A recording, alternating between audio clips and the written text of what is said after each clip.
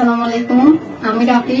আপনারা হয়তো জানেন আমাদের ব্যাপারটা। আমি সিরাজের সাথে রিলেশন করেছি আজ 5 বছর। আমি আমার মা বাবা ভাইকে বুঝাইছি যে আমাদের সম্পর্কটা মেনে নেওয়ার জন্য, কিন্তু ওরা মেনে না নিয়ে আমাকে আরো মারধর করতো, বকাবকি করতো। তাই আমি আর সহ্য করতে না পেরে 19 তারিখ 9 মাস 2023 তারিখে সিরাজকে বিয়ে করছি। বিয়ে করার পর আমরা দুইজন লেখাপড়া করতাম। হঠাৎ আমার মা একদিন আমাকে কল দিয়ে বলতেছে যে আমাকে নাকি অন্য জায়গায় বিয়ে দিয়ে ফেলবে। তাই আমি হোস্টেল থেকে সিরাজের বাসায় চলে যাই। সিরাজের বাসায় চলে যাওয়ার পর আমার মা বাবা মানুষজন নিয়ে গিয়ে আমাকে জোর করে এখান থেকে নিয়ে আসে। এখান থেকে নিয়ে আসার আগে সিরাজের মা বাবাকে বলছিল যে আমাদের বিয়ের ব্যাপারটা 1 সপ্তাহ ভিতর ক্লিয়ার করবে।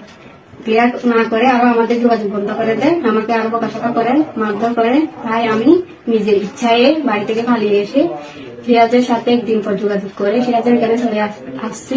আপনারা আমাদেরকে আর কষ্ট দিবেন না, আমরা যেখানে আছি ভালো আছি, সুখে আছি।